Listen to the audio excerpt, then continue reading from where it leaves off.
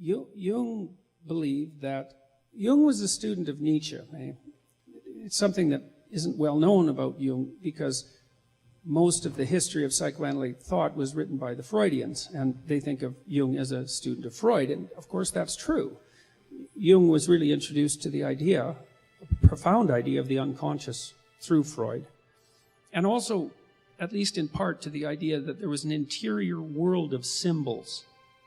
But at the same time, Jung was a student of Nietzsche, and you see, Nietzsche announced the death of God in the late 1900s, and what he meant by that, in some sense, was that he meant that the spirit of truth that had been instantiated by Christianity had turned against the dogma of Christianity and destroyed it. And what he meant by that was that the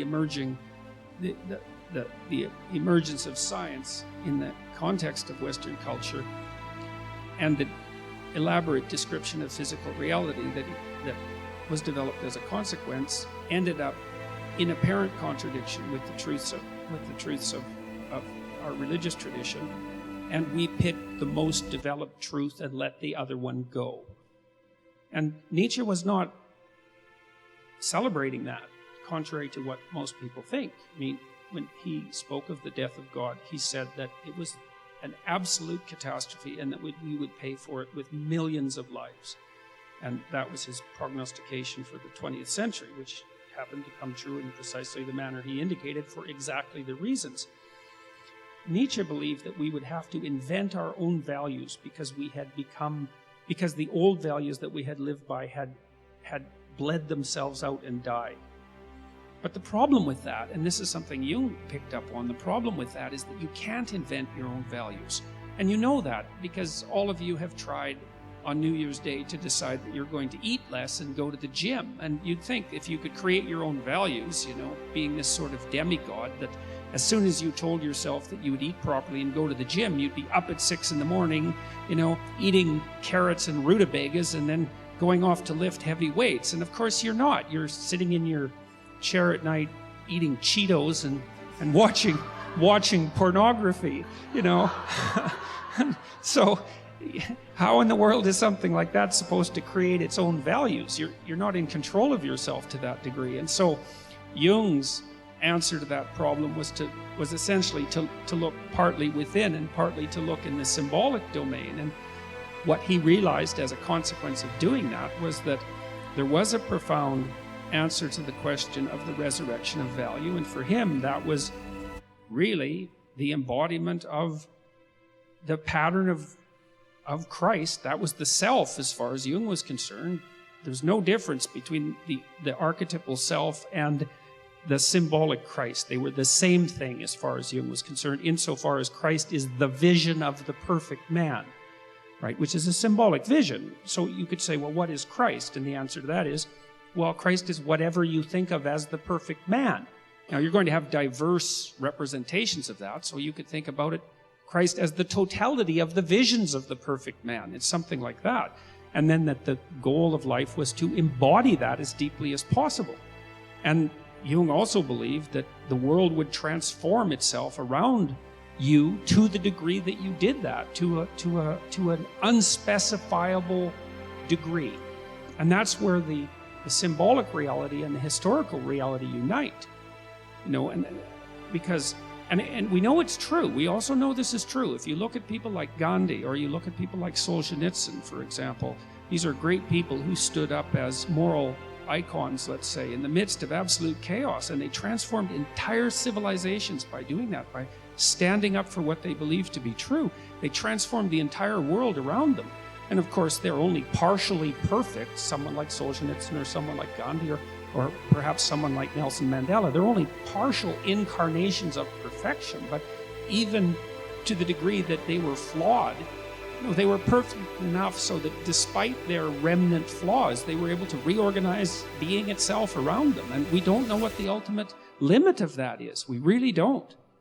It could be that everything will align itself around people to the degree that they put themselves together. And I've had experiences that make me convinced that that's the case. I truly believe that that's the case.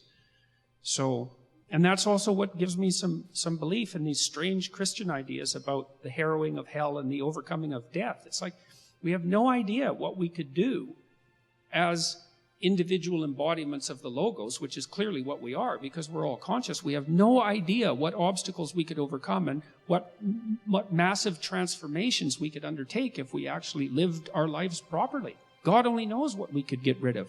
We could get rid of malaria. We could get rid of schistosomiasis and the guinea worm. Those are going to be gone soon anyways. Polio. We're going to get rid of hunger. Maybe we can get rid of death. Maybe we can get rid of hell. Who knows?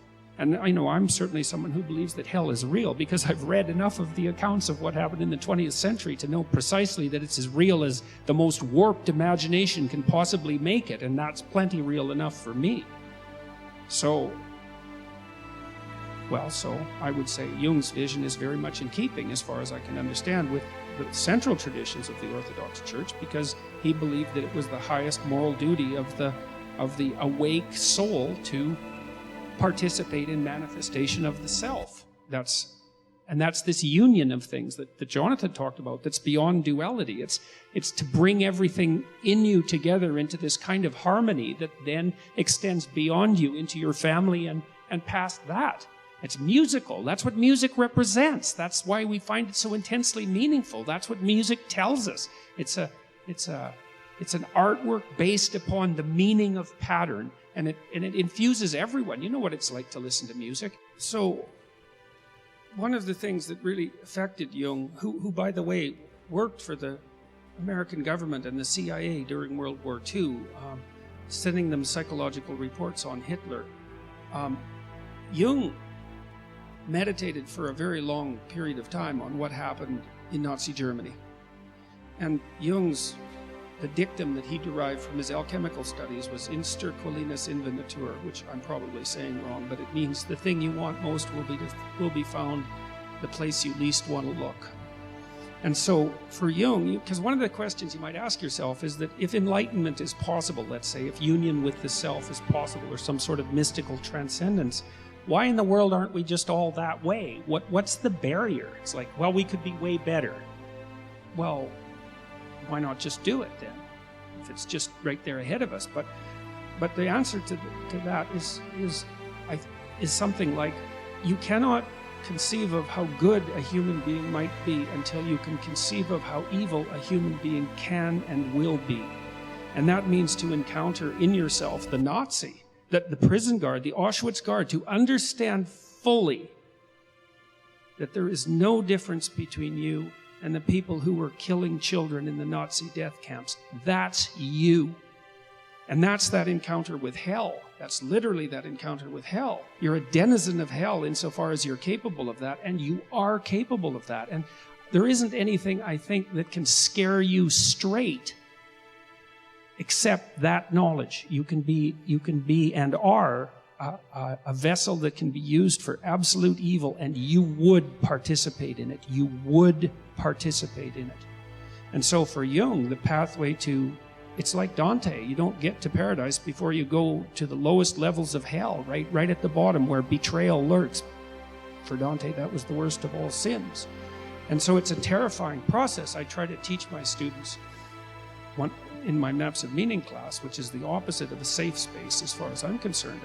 And I mean that technically. I truly do mean that. I try to convince my students, I try to get them to meditate on the fact that they're the damn Nazis. Really. Because what is it? The Germans? Like, come on, really? No, obviously not. It's people. And so the pathway to paradise is through hell. And it's no wonder no one goes there. I mean, who wants to go there? No one. Well, if you don't go there voluntarily, you'll go there accidentally. So it's better to go there voluntarily, because then you can go with hope. You can say, I can withstand this. Maybe I can find a light at the end of the tunnel.